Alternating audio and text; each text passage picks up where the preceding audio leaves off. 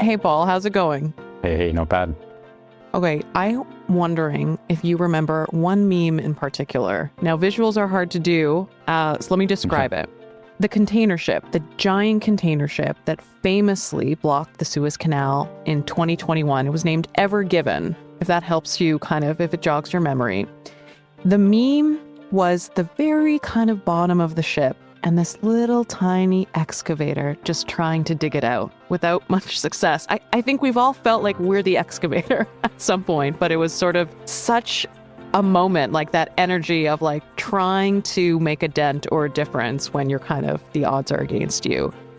Do you remember that? I totally remember it. Yeah, and now I remember the excavator as well. But the reason I remember it so clearly is I was on the Suez Canal a couple of years before that in one of these small little boats that go out to kind of investigate what's going on. It was super cool. And, these monster freighters are coming by, like literally quite close together, just constantly coming through. And they're just so huge. You're looking up at them. They're as long as...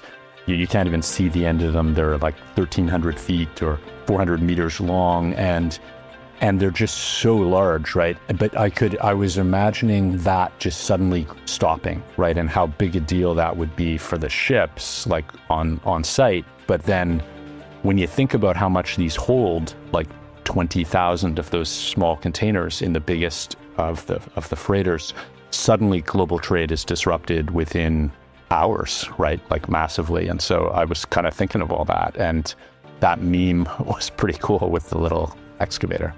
You know what? It totally freaks me out. I was looking at the boats on TikTok, on YouTube, trying to remind myself of kind of the scale and what it feels like to look at them. And I realized that I've allowed myself to kind of block out, or I've stopped thinking about where the things that we purchase come from, right? Whether it's online and a little bit of that magic of getting to my front door, or even on a shelf at the store, there's kind of a very dangerous element of magic to shopping. Sharpened right now due to tariffs, of course, but it does feel like there's this whole universe kind of at our fingertips, but we forget about the physical and digital infrastructures that we need to kind of move things around the world.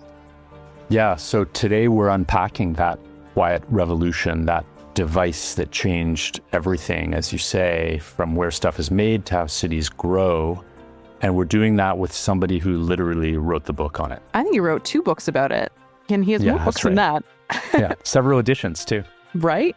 Marc Levinson is an economist, historian, and he's the author of The Box: How the Shipping Container Made the World Smaller and the World Economy Bigger. He's also the author of a follow-up to that, Outside the Box: How Globalization Changed from Moving Stuff to Spreading Ideas.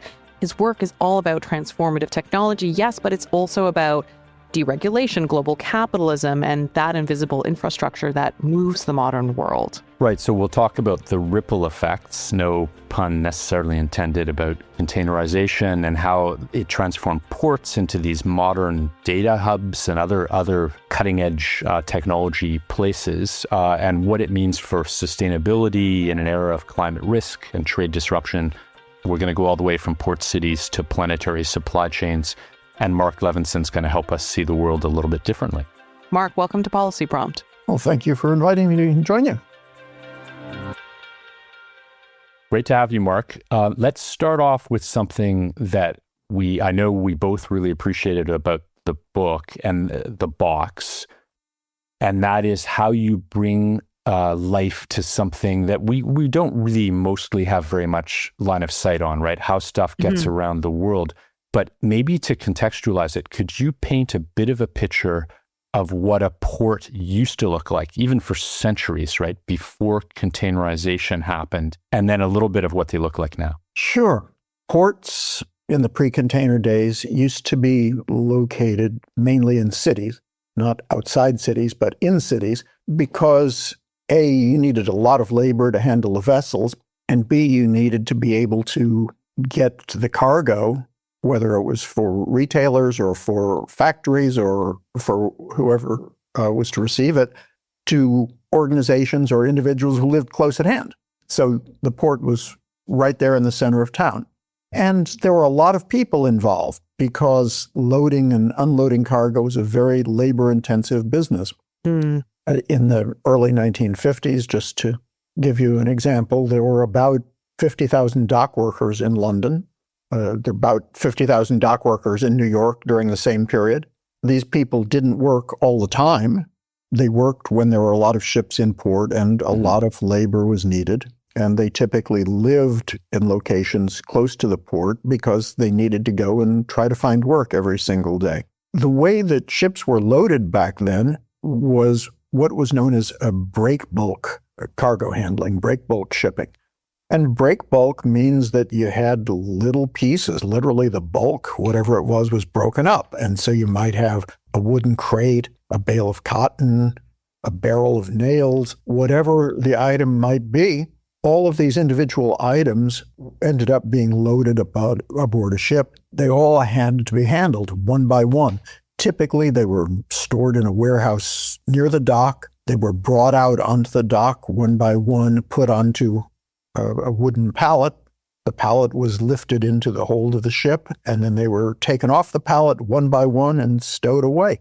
So there was just a lot of work putting individual items into the vessel.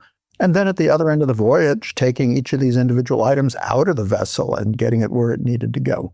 So that's what shipping was like before the container. Right. And those old photos, like Manhattan is very striking, where you'd see hundreds of vessels like side by side right downtown, right in the city, right? As you say, like there was, you don't go somewhere else, like the port is there. The port was right there. And that was actually very important for the way that ship owners thought about their industry, because they could go out and see their vessels every day. They were right outside their offices. They could literally go and pat the ship on the nose if they wanted to. So it was a very personalized industry because it was visible to everybody and it was right there in front of you. Yeah. Kind of tangible and in your face. I want to switch gears for a second, and I'd love to speak a little bit about the inventor, or person who helped to standardize the shipping container, this thing we take for granted, Malcolm.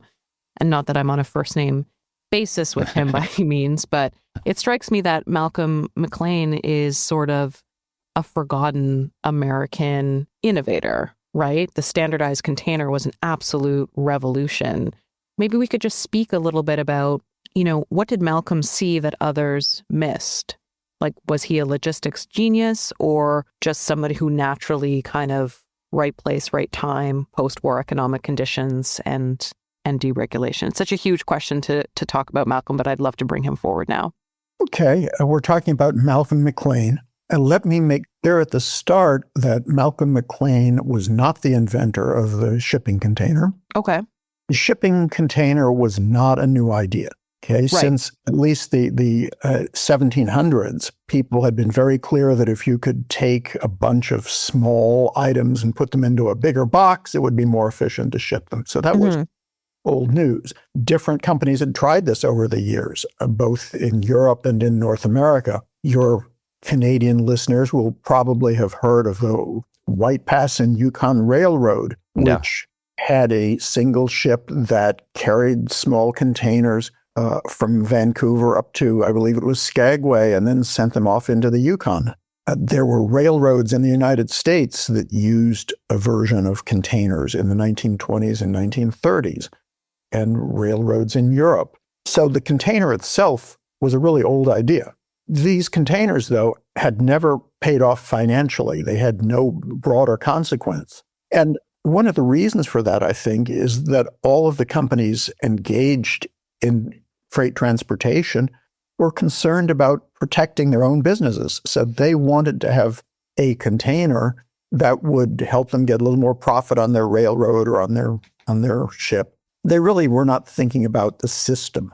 And Malcolm McLean's great insight was that this really wasn't about the container. It was really about a new system of transporting goods. He didn't just have a ship that carried containers on it. He saw a need for a whole lot of new technologies that developed over time, and really a new way of handling cargo. He came out of the trucking industry in the United States.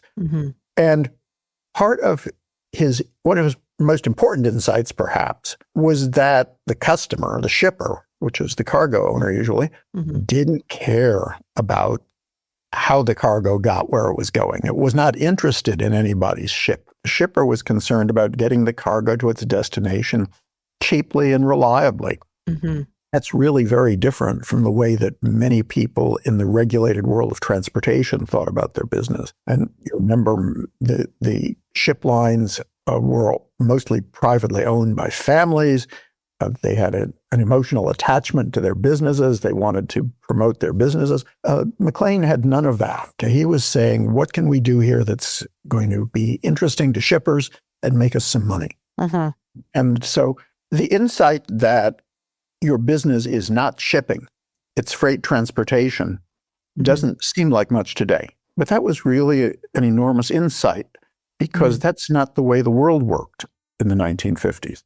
Countries had a regulator for shipping. They had a regulator for railroads. They had a regulator for trucking. These were separate industries. They were not supposed to compete very much with one another because the system was supposed to be stable. And so there was a very restrained amount of competition, and there was not very much innovation. And really, that's what Malcolm McLean brought to the party. One other thing that I thought was fascinating about the discussion of McLean in the book was that two things. One, the role of standardization that comes up time and time again about technologies and about impacts, just how big a deal that was. And then the other thing was that he had his own company at one point. He was a leading thinker and doer in this space, but he ultimately failed, which is also often the case for people that are at the forefront of these new technologies. Like, is there anything else that's worth talking about his own life of, like, why did he fail, right? Like, he clearly had a good vision, but he ultimately failed, did he not, in his own enterprise? Well, he was involved over his lifetime in several enterprises. He'd started as a trucker back during the Great Depression with a single truck and built it into one of the largest trucking companies in the United States. And then he had to get out of that business when he wanted to get into the shipping business. Regulators would not allow him to be in the U.S. domestic shipping business and have a truck line. And so he sold his truck line and bet everything basically on this unproven technology. This man was a serial entrepreneur, and he believed that you had to be committed.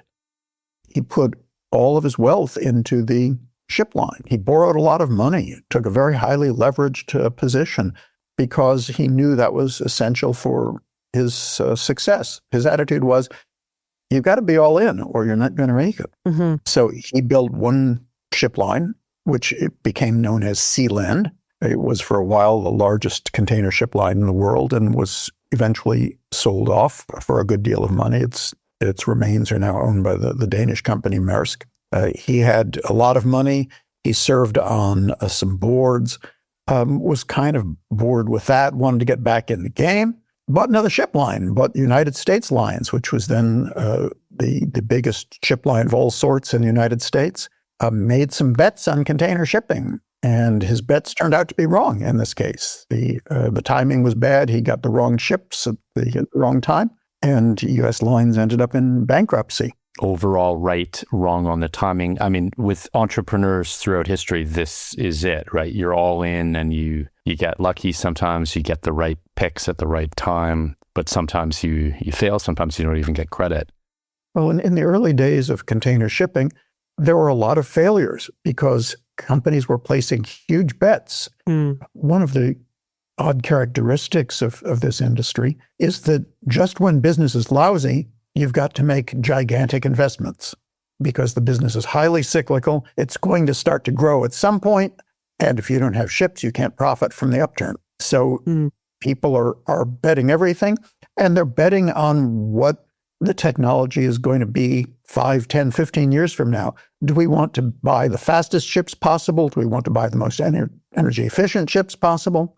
Do we want to buy big ships, medium-sized ships, smaller ships? All of these are choices that once you've made, you're kind of stuck with. And so it really is a bet the company sort of industry. Right. You know what they say about turning around a super tanker?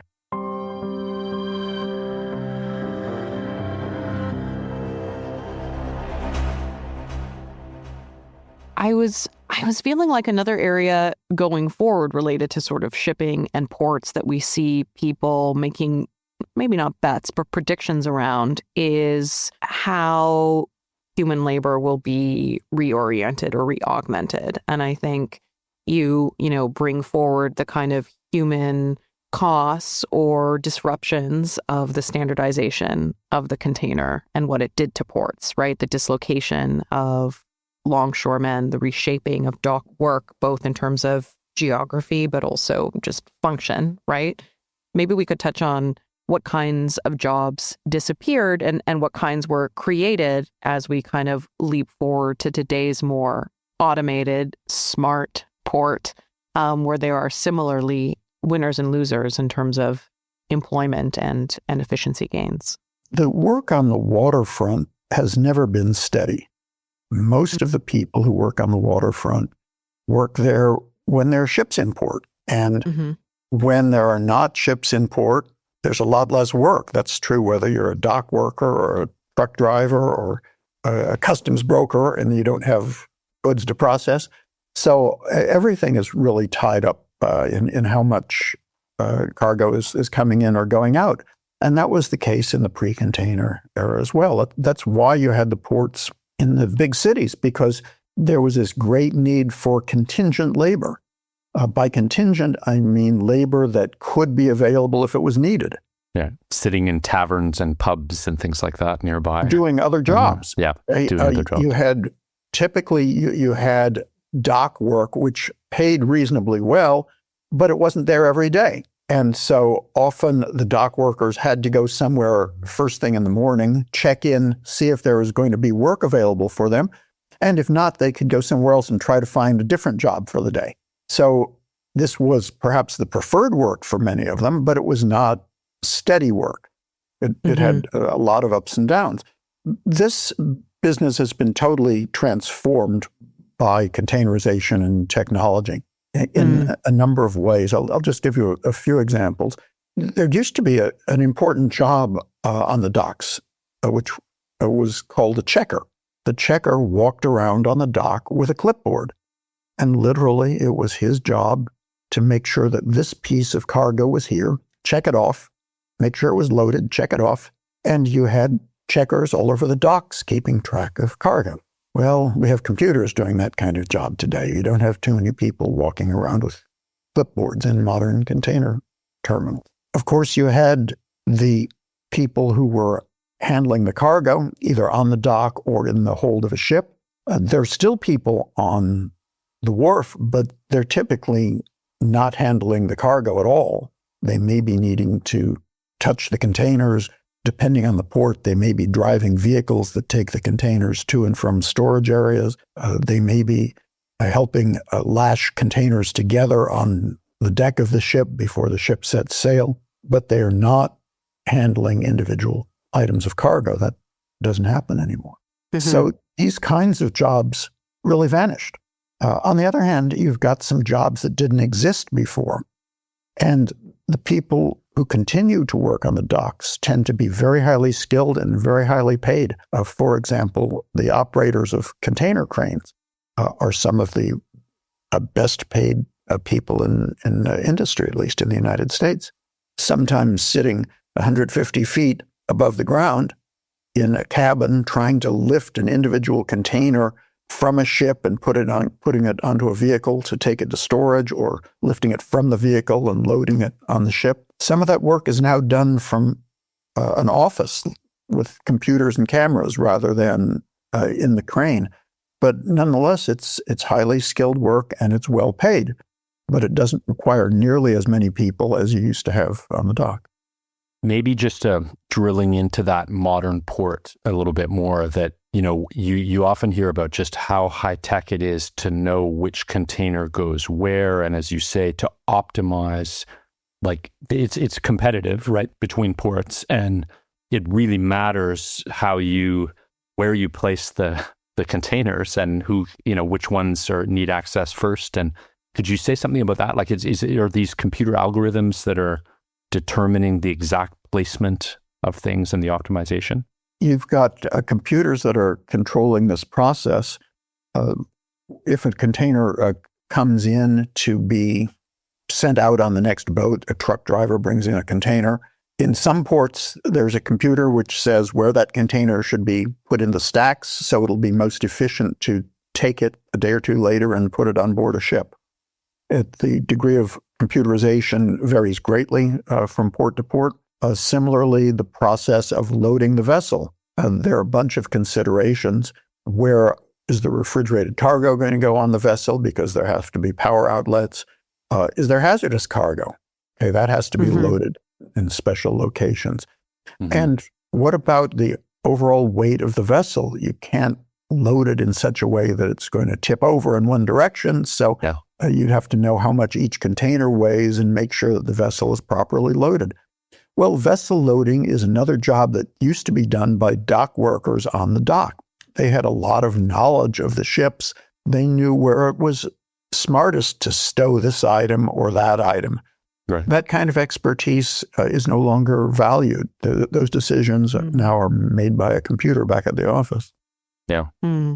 We were also wondering about maybe some of the spin-off from containerization and containers themselves. They're sometimes now used for tiny homes. They can be self-contained hydroponic operations with electric lighting in remote areas like Canada's North. And, they have a lot of very kind of cool secondary uses, or they're sort of reclaimed sometimes. Iconic. Iconic, yes. What happens to old discarded containers? Is there a formal kind of system of recycled use, or are they really just so durable that they kind of live on? Well, containers are a property. They're owned by somebody. Most frequently, they're owned by a leasing company. Sometimes a manufacturer or retailer may own its own containers. Sometimes a ship line will own its own containers. And so the conditions under which the container is being used may vary a lot. For example, a company might lease a container for 3 months, and that could involve 3 or 4 trips across the Atlantic and back. Others might lease a container for 1 month or for a single voyage. So it really depends on how the business is arranged. Of course, containers get damaged. They're being treated fairly roughly. They're being lifted by cranes. They may be banging into things. They're on trucks that are going over rough roads. So there may be dents in the container after a while, or other kinds of issues. So how they're reused really depends on the situation. It's become chic to build with containers, but actually people don't want to build with a dirty, dented, badly painted container. Probably not. No, there's an ethic that, well, it's nice to reuse containers for this purpose, but the people who do that would like to reuse a container that perhaps has made one trip, so they can say it's been being reused, but it really hasn't been beaten up too much. So what happens to beaten up containers? They can be repaired, and there are companies in most major ports that do that. They will bang out the dents. They will fill any holes, weld any places that need to be welded, put in a new floor, repaint the container, make it look good as new. There are also containers that are abandoned. They're so badly damaged, perhaps, that the owner doesn't really want to pay the money to have them repaired. So they may simply be left somewhere out in a field.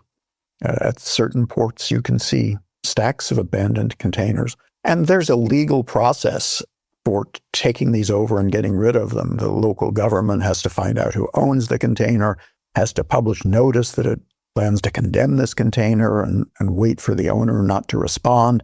And then it can pick up the container and take it and recycle the metal if it wants, or get rid of it in some other ways. So there's a lot of variety here. There's a pretty good market in used, either new or lightly used containers. You can find a lot of sellers and buy the container that best fits your needs for your house or your storeroom or whatever purpose.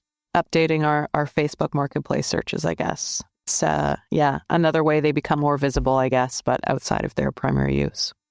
I got to say two things here. I mean, one is I assumed there was something that was maybe a little bit more centralized around container recycling, but what you described makes sense that it's not, there is no common approach to it. It's very in contrast to what happens to a freighter when it dies. I don't know if you've ever seen these where they run them aground in India and then 10,000 people take it apart for scrap, right? Like it's literally, it is one of the most incredible things you've ever seen. So that's part of this whole system as well, right? That where freighters go to die is a pretty big deal. Containers sound like they're dispersed around a lot more. And I've seen some of the ones that are used in Canada's north as these self-contained greenhouses of a sort with electric lighting and self-contained everything, right? And they're really quite remarkable. So that is an interesting spin-off, right? Like that is actually had like a real value for people just because they're relatively cheap for what it can deliver in those circumstances, right? They're pretty durable. People have invented interesting uses.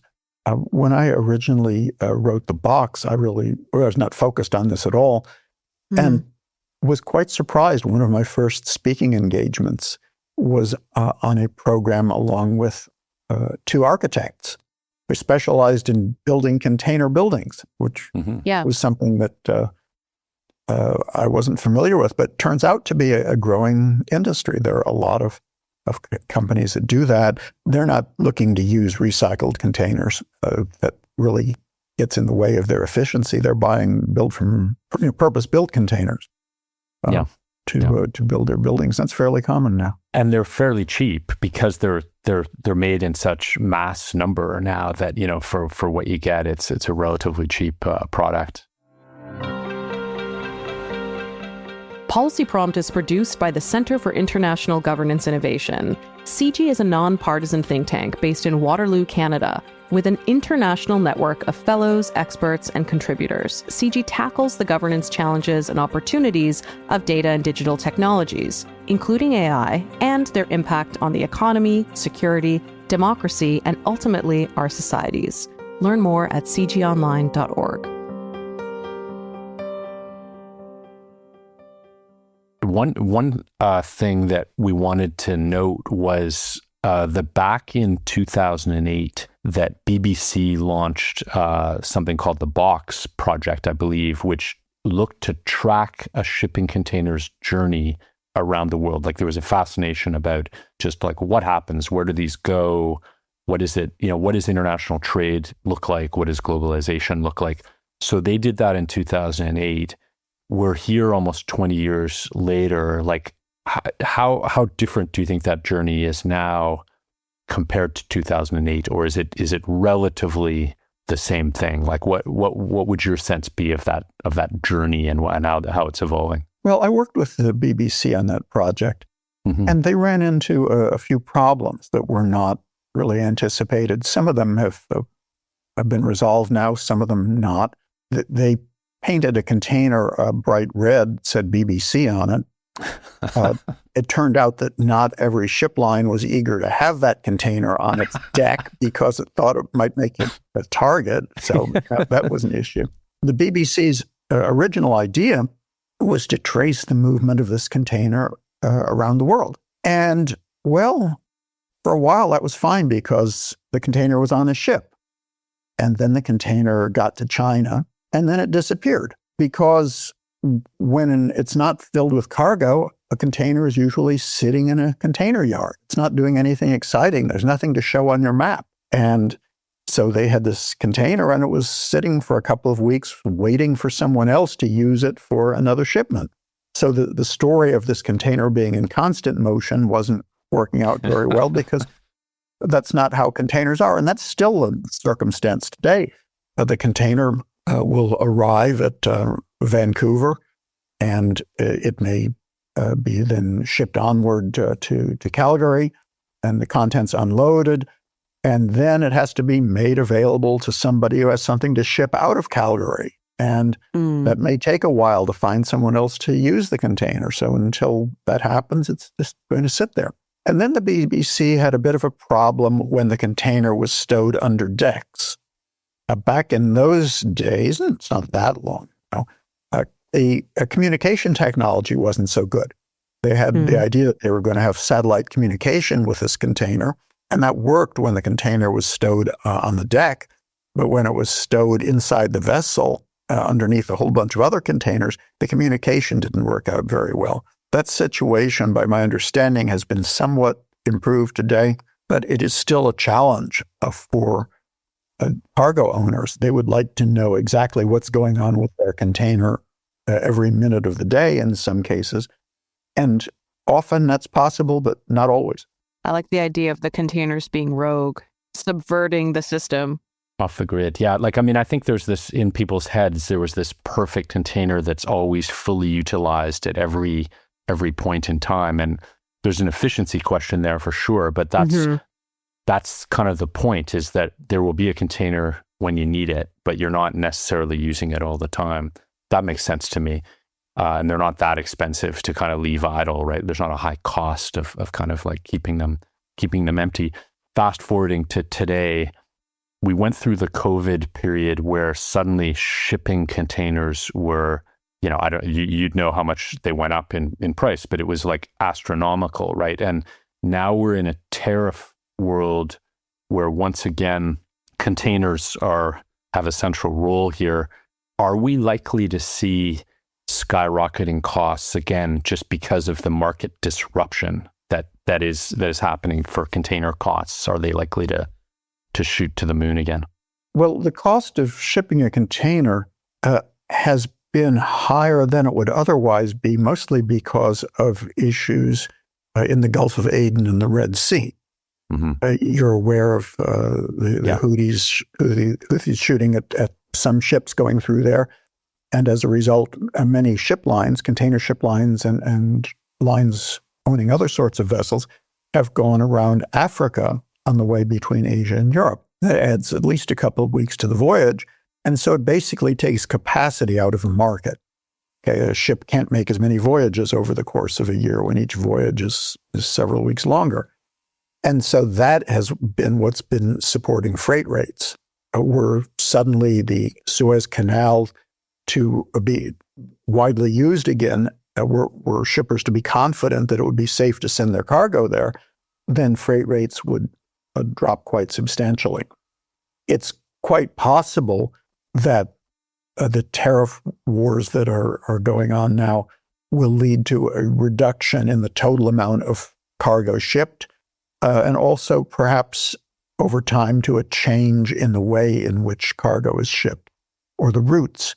For example, we've seen much more rapid growth of trade within Asia, especially East Asia and Southeast Asia, than across the Pacific or across the Atlantic. Well, it takes several weeks to get a ship across the Pacific. It may just take several days to get a ship from somewhere in China to somewhere in Vietnam. So there's more capacity.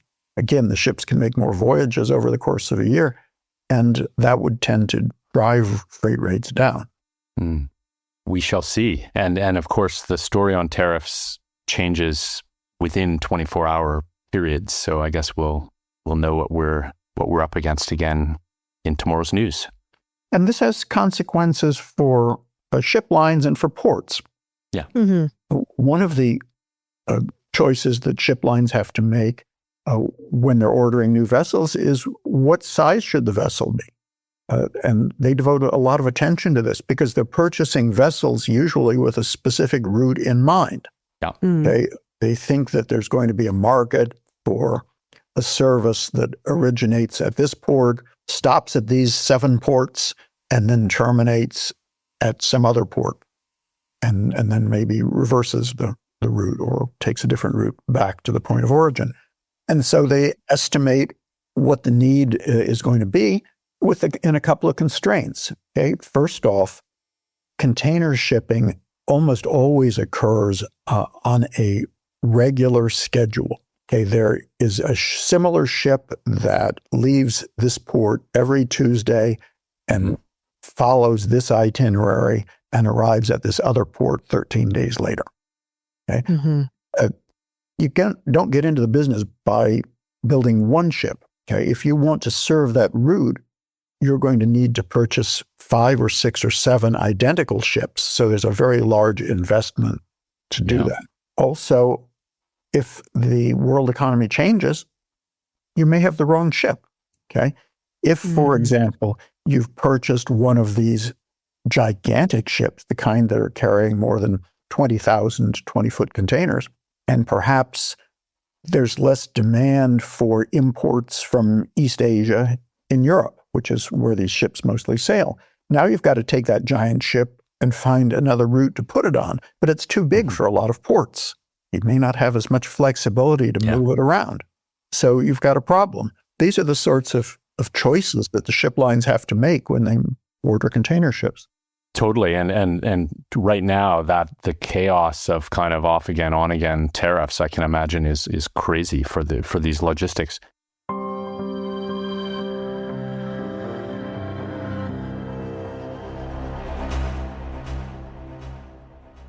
Why don't we at this point shift a little bit to your second book that we're talking about here? And again, the inside the box to the outside the box is just is awesome.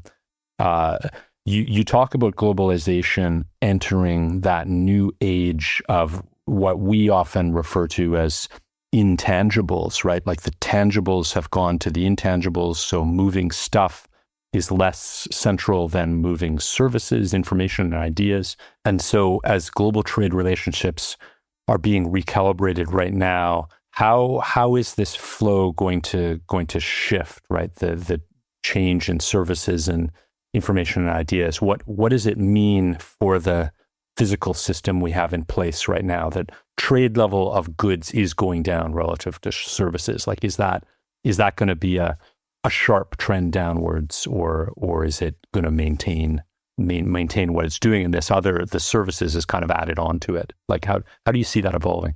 Well, what we've seen is that trade in goods as a share of the world economy peaked actually in 2008, as the time of the financial crisis, and has not recovered since then. It's gone up and down over the years, but there was a period of time between the late 1980s and 2008 when international trade in goods grew twice as fast as the world economy.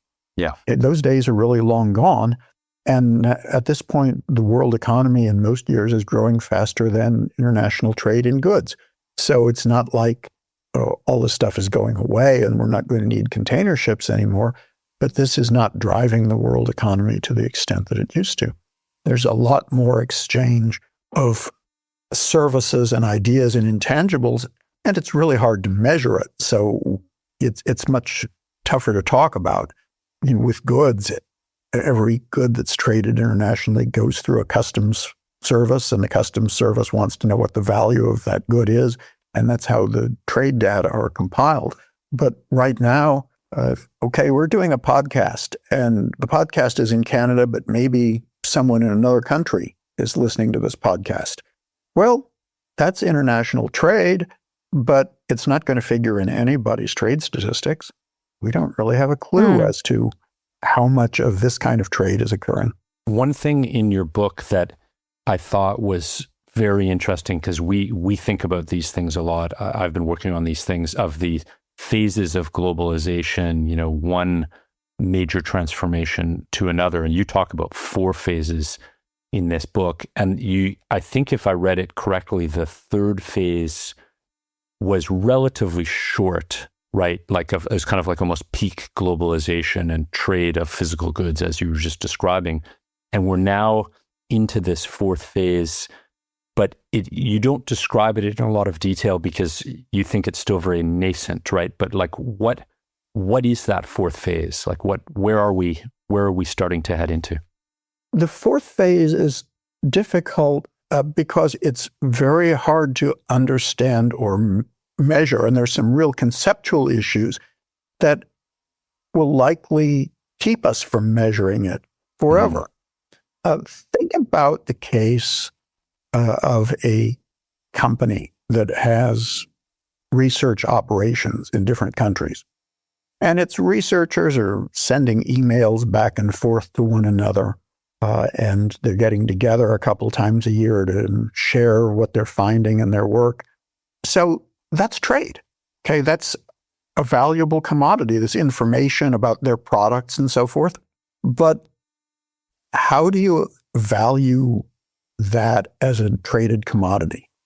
We perhaps know, the company perhaps knows how much money it spends on its research laboratory in Brazil, but what is the value of whatever moves from its Brazilian research lab to its main lab in France? Right. And who controls that value? And this is information that, in fact, is not really important for companies to know. And they're not going to go to any great trouble to compile it. And so it doesn't show up in any data. Eventually, it will be incorporated into the company's earnings. And so will show up in the profit data, but we can't put a finger on it and say, this research conducted here contributed so much to profits. So it's a very different situation than with goods trade, and that makes it hard to talk about.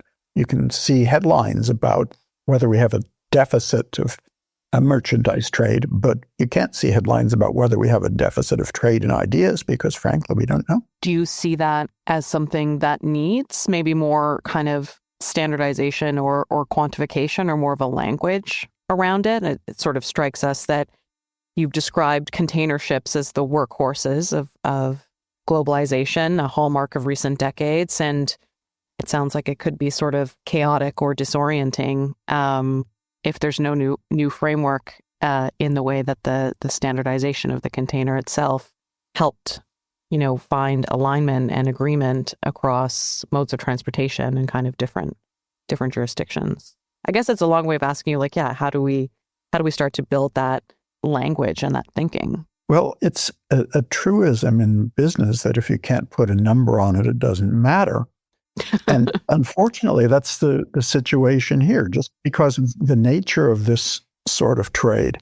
I used to work for a bank in New York, and from time to time, I would talk with some of my counterparts in London, and we'd exchange ideas. And hopefully, for my counterparts in London, they would take some of my ideas and work with their European clients, and the bank would make some money off that. Mm-hmm. So my communication with these people in London was not international trade as registered by anyone. Where do you go? Well, hopefully our London operation was making a profit, and my communication contributed a little bit to the profit. So it shows up as in an entirely different part of the national accounting system. Doesn't show up in trade data at all. And there's not really an easy way around this. Just think about what happens when you go onto your computer, and I imagine most of your listeners are on their computers right now. Maybe you're checking out your Facebook page, maybe you're looking to see what the score is of last night's ball game. Hockey game, hockey match, hockey playoffs here. And so you're doing this maybe in the process of what you're doing, you're sending digits across borders. Some of the things that you're seeing on your Facebook page in Canada may actually reside on servers in the United States or in some other country. Okay? But we have no way of measuring that. Is there value being created? Well, yes, you're providing value to the company that owns that page because it's getting information that it uses to sell advertising.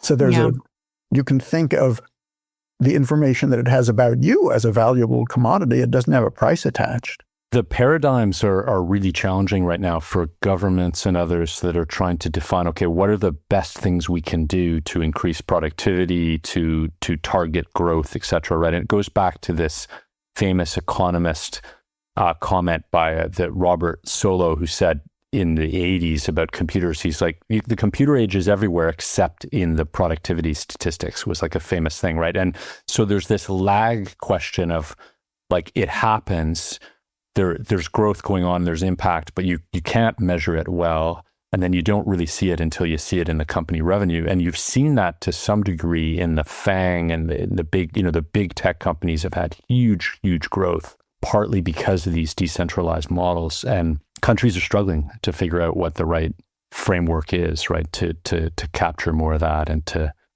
to push it. So your point, Vass, about the what are the rules around it? What are the standards? And it's a huge struggle. Like that is the big thing right now. You've even seen international organizations like UNCTAD and the World Trade Organization devote some serious thinking to this. They've published papers on how one should try to account for this kind of intangible trade. But the reality, and they readily acknowledge it themselves, the reality is that you can't put hard numbers or anything close to hard numbers on this sort of trade. And that just makes it totally different from a merchandise trade and makes it very hard to focus policymakers on intangibles. I've got to share an anecdote here because you mentioned UNCTAD, which most people don't know what it is. So it's the United Nations Conference for Trade and Development. And I did an internship there in the 1990s as a graduate student. And I was in the maritime shipping division. That was the group that I was in that no longer exists there. It got folded into, I think, the technology group. But we were looking at, the core of maritime shipping being the center of the economy, right, at that point. And so I had to share that since you said UNCTAD, because not many people know what it is. So interesting times that we're in. That one of the things that we're seeing going on right now with the Trump administration is an attempted separation between goods and intangibles in a way, right? Like the way that the tariff war has been launched is it's targeting trade imbalances in goods. It's certainly ignoring IP, intellectual property, and a lot of the rents that are being extracted. And it's kind of pushing countries to say, hey, well, your goods imbalance with us is X, and we're going after that. There's no discussion of services. US is leading in services and has a positive surplus with most countries, including Canada, on the services side. So is there a way that this interdependence is gonna kind of settle out and help some things, or is this really kind of a winner takes most? And it's hard to kind of negotiate deals the way we did with tangible goods, in the past. Like it feels like a tougher game. You're absolutely right. Really, the only thing that's happened on the intangible side in terms of trade barriers that I can think of right at the moment is in the auto area, where the United States has said that a Chinese software cannot be used to power autonomous vehicles. And there's this idea that somehow China would be able to control all these vehicles from some office in Beijing and potentially shut down U.S. automobiles. So, here's a case where this really came to the fore. But in many other areas, it would be very difficult to do, and it would be quite counterproductive. Many, many companies now have research in a variety of countries. In part, they've got consumers in different countries, and so need to know what's going on there. But also, they're looking to identify individuals who have expertise in a particular area, and they're not going to find them all in Toronto or Chicago or whatever. They need to be in different countries where those individuals are available, where that skilled labor force is to be found. And so they need to be able to communicate their work back and forth freely. And if governments start interfering with this, it's going to be very destructive to productivity. You communicate freely through your texts and other work. And as we round out, I don't know if the box series is going to become a trilogy, or, whether we're going to be half in the box or half out. I'm sure you hate hearing all the box puns that people toss your way, but would love to hear a little bit about something cool that you're working on now or noodling on that we can keep our eyes out for in the future. Well, I've been noodling on a lot having to do with logistics.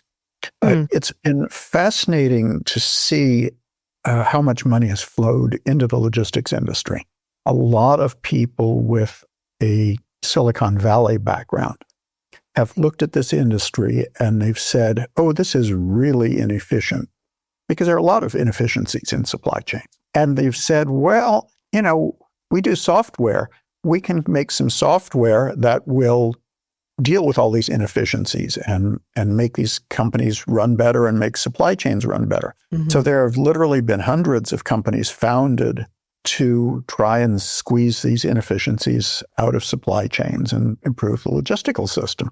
Well, many of those folks haven't done very well. The supply chains are quite complicated. Logistics is quite complicated. And it turns out that it's not a simple matter of coming up with better software. There are peculiarities of different parts of supply chains.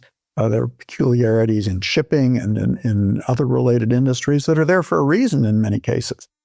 And so it's really fascinating to see how many very smart business people and smart computer people have struggled to bring new technology to bear in squeezing out the inefficiencies of the logistical system. That's cool, because in a way, the shipping industry is so big and so complex that it's a bit of a microcosm of the global economy as a whole, right? Like just with, as you say, all the features. And the tech people tend to think, we've got a solution for you because our algorithms will be really smart and they'll find efficiencies. But that prize is actually much more elusive in some areas than they think. And this strikes me as one of them, as you're saying. So it would probably make some gains eventually, but it's not an easy system to kind of unpack and frame with a smart algorithm.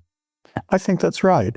And the people who actually participate in supply chains, the shippers, the ship lines, the ports, the terminal operators, the freight forwarders, customs brokers, all those people, they have to be flexible because circumstances change and they change quickly.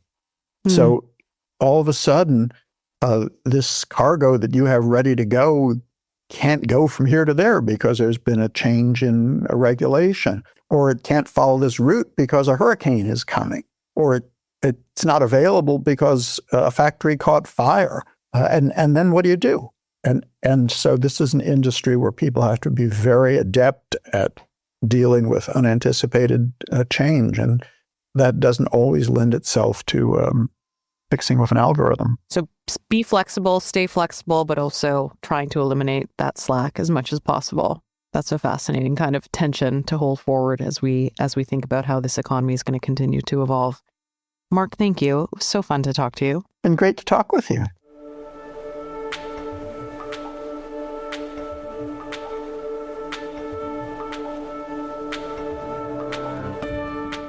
Well, there's so much to unpack in that episode. What a lovely conversation that I think you and I still have some questions in our notebooks and swirling on our minds. Yeah, my head's still spinning just of the size that we're talking about here and the scale of operations globally and everything. And it's one of those areas that when something happens to shipping, it has huge implications globally, right? Like whether, the Suez Canal we talked about, but just any kind of disruption or any kind of technological change, like you've suddenly got global implications, right? Good or bad. So it's a really big deal. And one, we didn't get into all the issues. Like we could have covered a lot more things. Just at the end there, as we kind of ended the conversation, he's like, well, you could have talked about global climate change and bunker fuels and things like that, and we could have, absolutely. And so maybe we need to do some kind of further conversation about not so much containers and their role as a transformative technology, but just like shipping and its role in everything, right? From climate change to keeping borders smoothly open and all that, right? There are a lot of governance issues. I feel like I'm still making a lot of puns, but the shipping industry is a vehicle, right, for so many other technologies that we have to pay attention to. So we got into a little bit around the automation and kind of increasing sophistication of ports, or even, something as mundane but magical too, of being able to track where each box that you own or lease is, around the world at one period of time. But yeah, what's the future? Who are the winners going to be, and who's kind of innovating there? Again, it goes back to maybe invisibility, right? And I think when anyone talks about transformative technology, I think we expect it to be so concrete or visible, but these are, again, tangible, but feels like an invisible force remaking and shaping the economy. So I'm so glad we got to talk to him. Yeah, they're kind of like high-tech dashboards now when you go to a port and there's the command center. There aren't as many people scurrying around, with machines and things. A lot of it's automated for sure. But it's so critical, right? Like it is critical to the economy. It's critical to the safety. We didn't get into issues around smuggling and things, but obviously that weighs very, very heavily in all ports, right? About the ports are the entry and exit point for a lot of smuggling activities, right? So that is a huge topic unto itself. Well, we're just two excavators digging at the side of this story, doing our best.